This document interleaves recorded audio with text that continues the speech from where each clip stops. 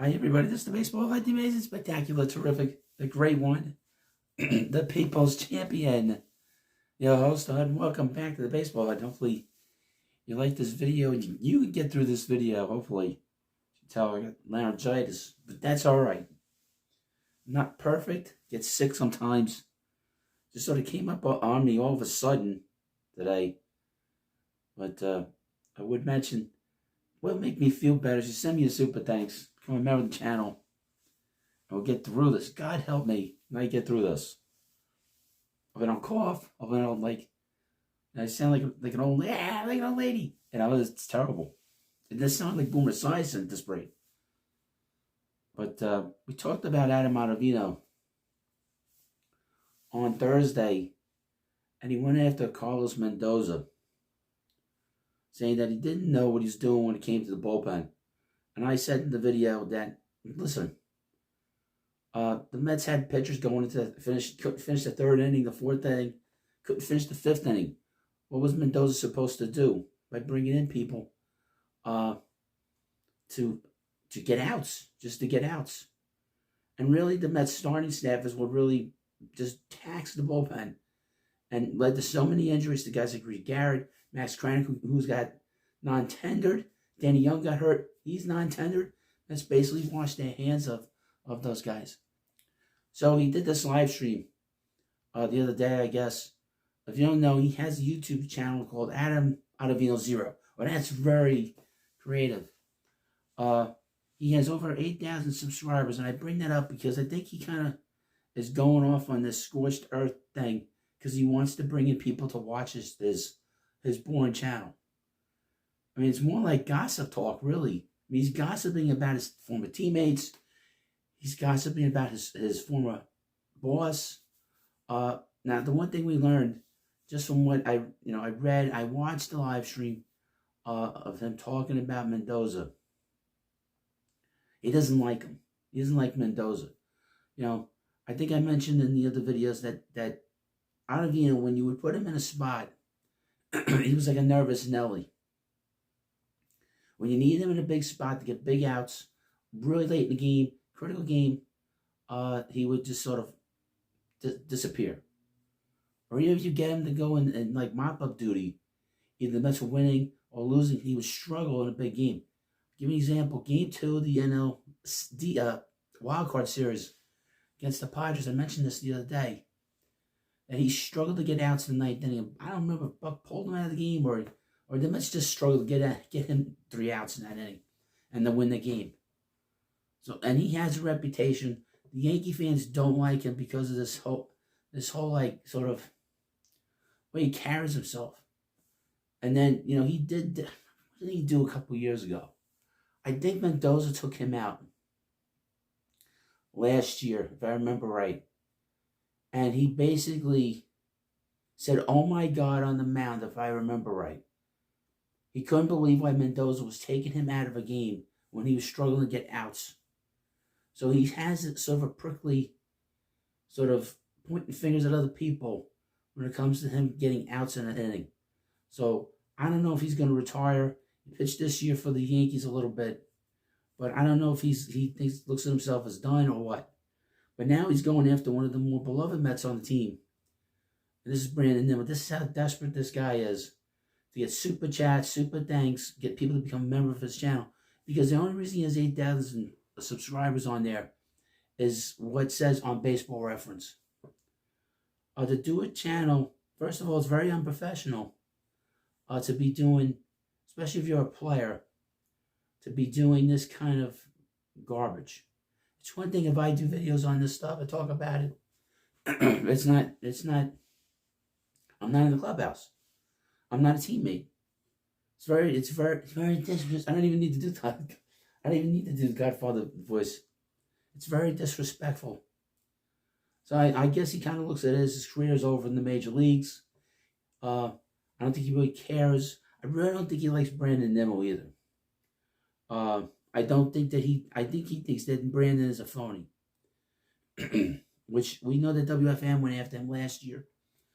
Brandon Tierney went after Brandon Nimmo last year, basically calling him a phony.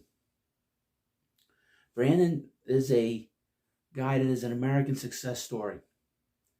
Okay, his town did not have a high school baseball team. He was on traveling teams his whole life as a kid because they didn't have any teams. None of the schools where he's from in Wyoming had a baseball team. Obviously, that far up north, you're not going to have any baseball teams because everything's football, I guess, and hockey. I don't really know much about that part of the country, but I know that he did not have that. So, and he went from doing these showcases at places like Wrigley Field, and I guess at Coors Field, and he got found. I mean, basically, he got discovered by the Mets. The Mets saw him, and he was the very first draft pick of the Sandy Alderson era. So he's been with the Mets. He's been, we've been his fans. We've been his fans for 15 years. He's been around a long time with the Mets organization. So he's been with the Mets since 2011. The very first pick of Sandy Alderson. This is a very controversial pick because of the fact that he had no background, really. People didn't know much about him. And you see guys that got picked after him, like Jose Fernandez. We know what happened to him. He completely destroyed his life. Literally destroyed his life. I would mention, I shouldn't say this, but I would mention, I thought it was ridiculous when Major League Baseball waxed so poetic about it, when the guy was completely reckless, was doing things he shouldn't have been doing, was drinking, and unfortunately he had an untimely demise. It was all on him. And Major League Baseball did not put out the fact that there was a problem with drugs in Major League Baseball. We saw that with Matt Harper. But anyway, so Brandon's had to deal with this, all going through the minor league system, that he wasn't good enough. He finally gets to the major leagues. People were saying that he wasn't a center fielder. People were saying that he was just a platoon player. And he built himself up to be nearly, and I thought he should have made the All-Star team a couple of times. This is a guy that came very close to being an All-Star. And he's an American success story because now he's on one of the best teams in baseball. He's had some big moments. He had some big moments in postseason last year. He's a very good player, a very good citizen. He's the kind of guy you root for on your team. So a lot of this, in terms of just, he went after Brandon just to go through, before he went through this, there's a lot of it's jealousy. A lot of it is he's more popular amongst the fan base and amongst his teammates than Adam Ottavino is. Adam Ottavino's time in the majors is over. It's done. But Off Announcing put this out there, and we got quotes from Ottavino. Headline, ex-Mets pitcher reveals Brandon Nimmo confronted reporter over Mets-Yankees roster snub. Nimmo's a very gentle, nice, great human being, but I think he's a little proud of a player. He has a lot to be proud of, okay? This is a guy that has everything to be proud of. Because people like him, people like Ottavino, probably didn't think he would make it this far in the majors with that smile. His demeanor never changes. And he has a lot to be proud of. Being proud is not a bad thing, especially when you worked your ass off to get to the majors and be an everyday player on one of the best teams in the game.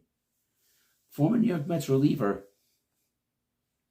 shared a story about Brandon Nimmo on his Baseball and Coffee podcast that just goes to show how closely players monitor their media coverage.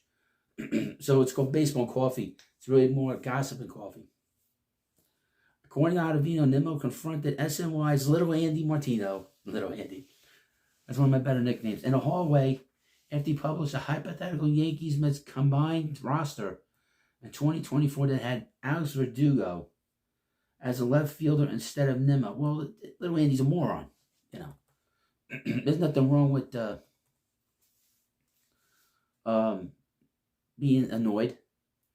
Quote, Brandon got pissed when they did a Yankees-Mets team a couple years ago, and Little Andy had Alex Verdugo as the left fielder, not Nimmo.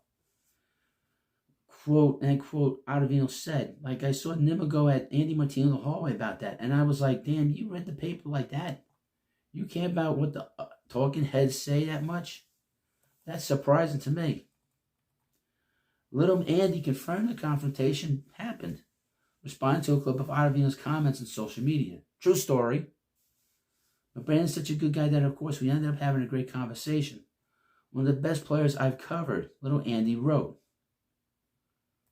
Again, this guy's trying to embarrass the Mets. He's trying to embarrass one of the better players on the Mets, one of the good guys in the game on the Mets. 3 weeks after his initial Yankees roster, Little Andy published a follow-up with the headline, "What kind of idiot picks Yankees Alex Verdugo over Mets Brandon Nimmo?" Now, I'm not going to go through that. It's not important. Ottavino also mentioned Nimmo wasn't thrilled about all the Francisco Lindor's future captain talk. Oh, boy. Though he acknowledged that observation was based on limited information from an article he'd read. I mean, this guy's trying to cause all kinds of trouble. Goodness gracious.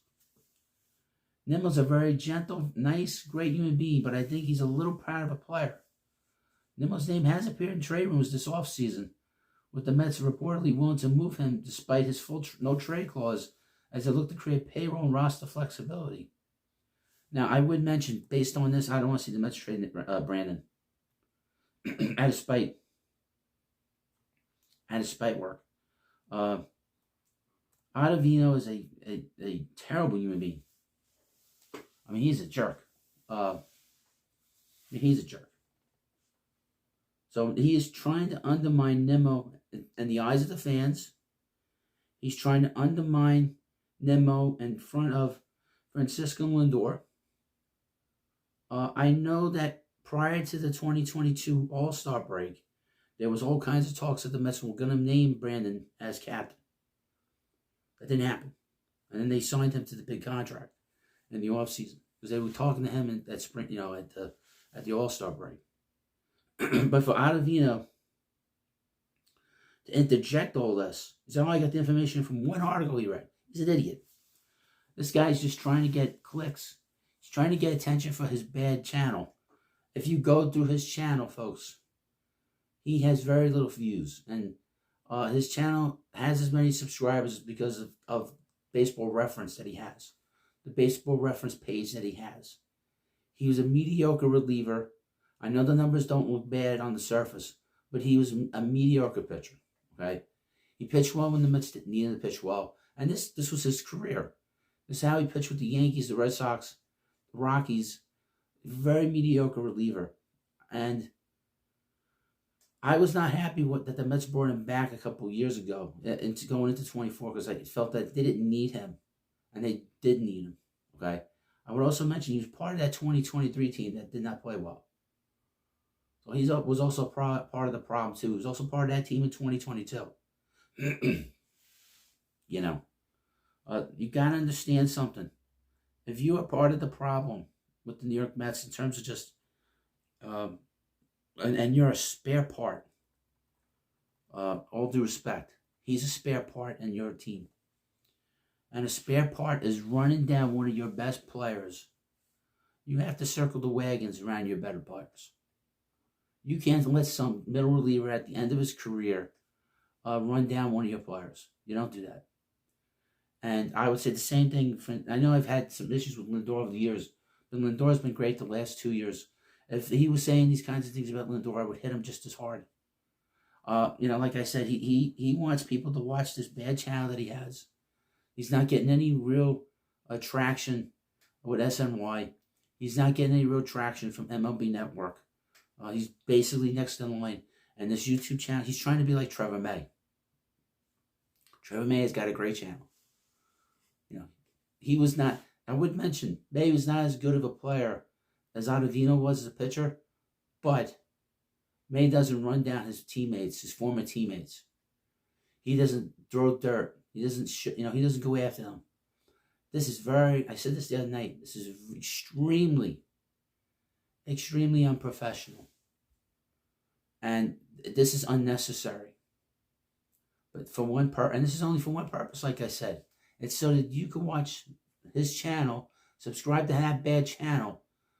But what's this going to be? I mean, 5 years from now, he's going to be talking about the same stuff when he's long retired in the game? I think he's a bullshit artist. He's a bullshit artist. That's all he is. And you quote me on that. Send the quote out to this middle reliever. This is a mediocre middle reliever, by the way. The great one said that this channel sucks. He sucked as a pitcher. And just go away. Don't say anything bad about people, please. They leave that job up to me. At least I'm funny about it. I got through the video. Thank you.